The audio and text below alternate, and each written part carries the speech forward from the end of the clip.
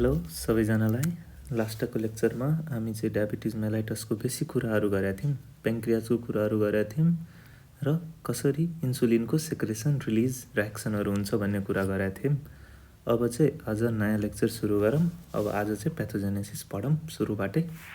ल सुरु गरौँ प्याथोजेनेसिसमा। अब डायबिटिज कुनै डायबिटिज होस्, जुन पनि डायबिटिज, चाहे त्यो टाइप 1 होस्, टाइप 2 होस् या मोडी या जेस्टेसनल प्रेग्नेन्सीले गर्दा कुनै डायबिटिज मेलाइटस होस्, कमन फिचर के हुन्छ भने हाइपरग्लाइसिमिया। सबमा हाइपरग्लाइसिमिया हुने नै हो।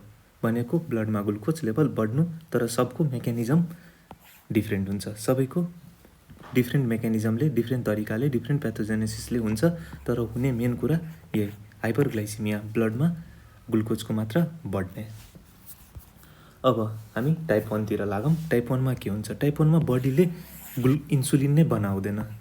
हामी फर्स्ट लेक्चरमा के पढाएको थियौँ? इन्सुलिनको सिन्थेसिस रिलिज र एक्सन। त्यही सिन्थेसिसमा केही डिफेक्ट आयो भने टाइप 1 डायबिटिज मेलाइटस हुन्छ। अर्को चाहिँ अब टाइप 2 मा चाहिँ, टाइप 2 मा यस्तो हुँदैन। टाइप 2 मा के हुन्छ? टार्गेट अर्गानमा डिफेक्ट हुन्छ। यसमा चाहिँ सिन्थेसिस बिटा सेलमा केही प्रब्लम भयो। बिटा सेलले इन्सुलिन सेक्रेट गर्न सक्दैन, त्यसले गर्दा यो हुन्छ। अब कसरी हुन्छ त्योतिर हेरौँ। अब हाम्रो बडीमा चाहिँ दुईवटा इम्युन सेल हुन्छ, एउटा बी सेल हुन्छ र अर्को टी सेल हुन्छ। दुईवटा इम्युन सेलहरू हुन्छ, यो बी सेल र टी सेल। टी सेल के हो? टी सेल फेरि दुई टाइपको हुन्छ, एउटा हेल्पर टी सेल र अर्को साइटोटक्सिक टी सेल। एउटा हेल्पर टी सेल हुन्छ र एउटा साइटोटक्सिक टी सेल हुन्छ। साइटोटक्सिक टी सेल के हुन्छ? साइटोटक्सिक टी सेलले यस्तो बनाउँछ कि गडले केही फरेन सब्टान्सहरू आयो भने त्यसलाई मार्ने काम गरे हुन्छ साइटोटक्सिक टी सेलले। अनि त्यही साइटोटक्सिक टी सेलले फरेन बडीलाई मार्ने काम गरे हुन्छ। तर कुनै बेला यस्तो हुन्छ कि cytotoxic T cell they become self reactive. तिनीहरू आफै सेल्फ रियाक्टिभ भइसकेका हुन्छ। दे बिकम सेल्फ रियाक्टिभ, जसलाई चाहिँ अटो इम्युन भन्छ। सेल्फ रियाक्टिभ भनेको केही 1%देखि 1.2%सम्मको सेलहरू कुनै भाव हुन्छ। They become self reactive. तिनीहरूले के गर्छ? दे बिकम एबनर्मल, र जसले गर्दा आफ्नै सेलहरू मार्न खोज्छ। तर हाम्रो बडीमा यस्तो प्रोसेस हुन्छ जसले गर्दा चाहिँ तिनीहरूले त्यो सेल्फ रियाक्टिभ टी सेललाई बडीदेखि इलिमिनेट गर्छ, जसलाई चाहिँ सेल्फ टोलरेन्स हुन्छ भन्छ। बुझ्नुभयो? अब त्यही सेल्फ रियाक्टिभ टी सेलहरू कुनै एबनर्मलले गर्दा आफ्नै सेलहरू मार्न खोज्छ। तर हाम्रो बडीमा यस्तो प्रोसेस हुन्छ कि तिनीहरूले त्यो सेलहरूलाई इलिमिनेट गर्छ, जसलाई चाहिँ सेल्फ टोलरेन्स हुन्छ।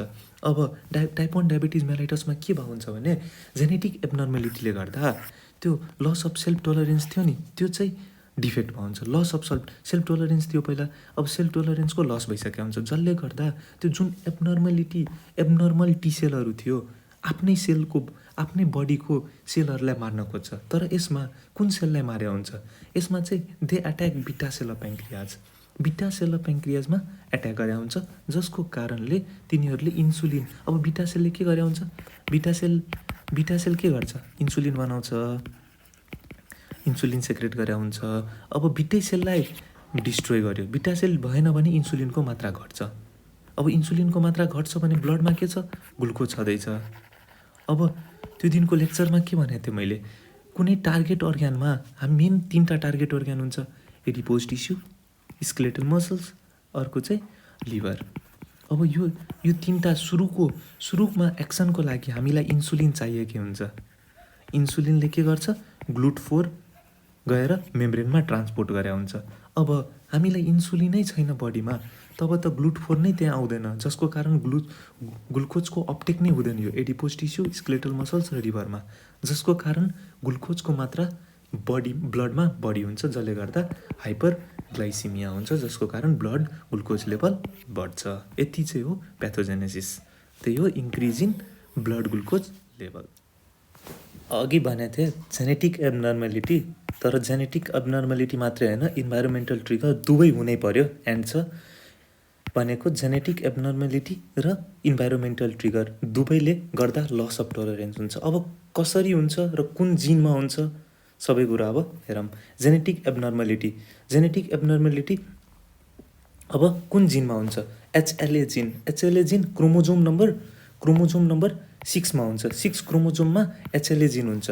एचएलए जिन क्रोमोजोम नम्बर 6 मा एचएलए जिन हुन्छ, जसले चाहिँ ट्रान्सक्रिप्सन र ट्रान्सलेसनले के बनाउँछ? ट्रान्सक्रिप्सन र ट्रान्सलेसनले एमएचसी प्रोटिन बनाउँछ। एमएचसी प्रोटिन बनाउँछ। अनि एमएचसी प्रोटिनले के गरे हुन्छ? एमएचसी प्रोटिन चाहिँ यो चाहिँ सर्फेस साइटोटक्सिक टी सेलको सर्फेसमा गएर बाइन्ड भए हुन्छ। यो हो। अब यो चाहिँ नर्मल प्रोसेस हो। अब केही म्युटेसन या डिफेक्टले गर्दा अब एक्चुअली एमएचसीको फुल फर्म चाहिँ मेजर हिस्टोकम्प्याटिबिलिटी कम्प्लेक्स हो, जुनले चाहिँ अब त्यही प्रोटिन बनाउँछ। अब एब्नर्मल भयो भने एचएलए जिनमा केही डिफेक्ट भयो, केही म्युटेसन भयो भने चाहिँ के हुन्छ? एब्नर्मल एमएचसी बनाउँछ। एब्नर्मल एमएचसी बनाउँछ र एब्नर्मल एमएचसी गएर सर्फेसमा गएर बाइन्ड भए हुन्छ। टी सेलको सर्फेसमा गएर बाइन्ड हुन्छ, जसको कारण एब्नर्मल्ली सेल्फ रियाक्टिभ भए हुन्छ। त्यही भएर एउटा त्यो भयो।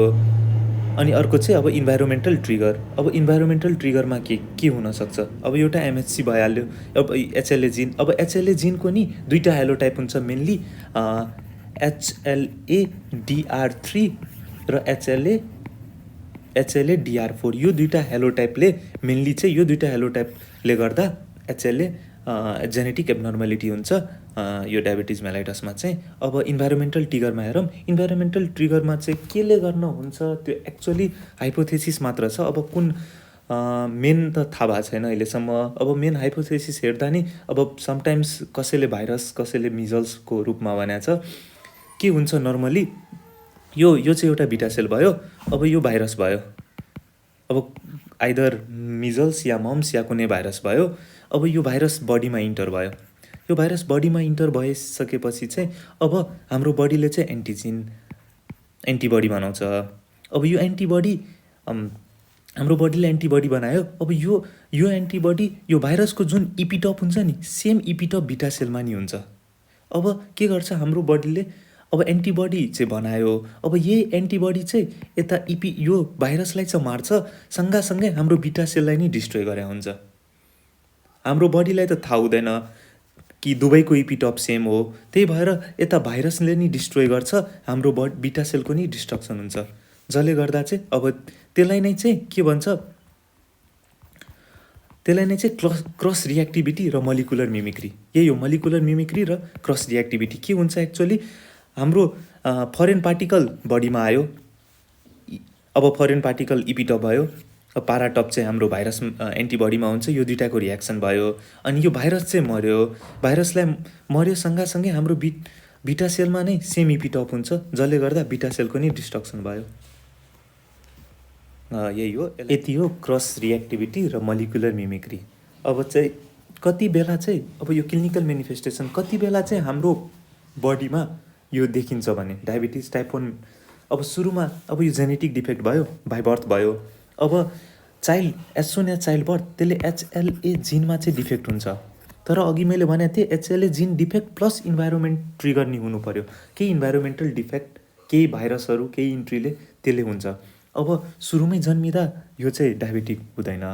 अब बट केही इन्भाइरोमेन्टलहरूले ट्रिगरहरू आयो, केही इन्फेक्सनहरू आयो, जसले गर्दा चाहिँ मोस्ट अफ द केसमा चाहिँ 10 देखि 15 इयर्स एडोलेसन पिरियडमा यो देखिन्छ। अब त्यति बेला त्यही भएर चाहिँ यसलाई जुभेनाइल अनसेट डायबिटिज नि भनिन्छ। त्यही भयो। अब सुरुमा चाहिँ देखिँदैन एट बर्थ, त्यसपछि चाहिँ इन्भाइरोमेन्टल ट्रिगरहरू हुँदै जान्छ र त्यसपछि चाहिँ at the age of 10 to 15 years डायबिटिजको सिम्टम्सहरू देखिन्छ। मोर देन 80% कति बेला हुन्छ? अब दुवैको ट्रिगर भयो। कसरी हुन्छ प्याथोजेनेसिस? अघि भने सेल्फ टोलरेन्स, इन्भाइरोमेन्टल र जेनेटिकले गर्दा self tolerance, loss of self tolerance भए हुन्छ र जसले गर्दा चाहिँ बिटा सेलको डिस्ट्रक्सन हुन्छ। 80% मोर देन 80% बिटा सेलको डिस्ट्रक्सन भयो भने चाहिँ हामीले क्लिनिकल मेनिफेस्टेसनमा त्यसको सिम्टम्सहरू सबै कुरा देख्न थालिन्छ। इनिसियली सुरुमा के हुन्छ? अब जन्मिँदै त इन्सुलिन प्रोड्युस गरे हुन्छ, इन्सुलिन लेस मात्रामा हुन्छ, लेटर अन कम्प्लिटली एब्सेन्ट हुन्छ। पुरै बिटा सेलको डिस्ट्रक्सन भएर अब इन्सुलिन नै प्रोड्युस गरे हुँदैन। हेरौँ अब यो चाहिँ एज र बिटा सेल मासको ग्राफ हो। जब जन्मिँदा during the time of birth बिटा सेलहरू नर्मली हुन्छ। अब बिटा सेल यहाँ हेरौँ। अब यो चाहिँ इन्सुलिन बिटा सेलको मास बढिरहेछ। जब हामी जन्मिन्छौँ त्यसपछि चाहिँ सबै कुराको सबै अर्ग्यानहरूको साइज बढिरहेको हुन्छ। इभन लिभर किडनी सबै अर्ग्यानहरू बढिरहेको हुन्छ। एट द एज अफ 5 इयर्ससम्म हाम्रो अर्ग्यानहरूको साइजहरू बढिरहेको हुन्छ। त्यति बेला चाहिँ इन्सुलिनको मात्रा बिटा सेलको मास बढिरहेको हुन्छ। अब 10 इयर्ससम्म चाहिँ नर्मलै हुन्छ। 10 इयर्ससम्म बिटा सेल नर्मलै हुन्छ। अब केही इन्भाइरोमेन्टल ट्रिगरहरूले गर्दा environmental trigger at the age of 10 years old environmental ट्रिगरहरू आयो जसले गर्दा बिटा सेलको डिस्ट्रक्सन हुन्छ र मासहरू घट्दै जान्छ। At the age of 25 totally beta सेलको डिस्ट्रक्सन हुन्छ।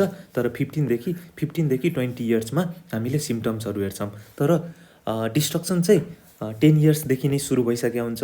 तर सिम्टम्सहरू हामी 15देखि 20 इयर्समा चाहिँ सिम्टम्स देखिन्छ, जुन चाहिँ त्यसपछि चाहिँ डायग्नोसिसहरू सुरु हुन्छ। त्यही क्लिनिकली मेनिफेस्टेसनहरू चाहिँ 15देखि 20 इयर्समा देखिन्छ। 80% अफ जबसम्म 80% अफ डिस्ट्रक्सन हुँदैन त्यति बेलासम्म हामीले केही त्यस्तो सिम्टम्सहरू देखा हुँदैनन्। यति हो टाइप 1 डायबिटिज मेलाइटसको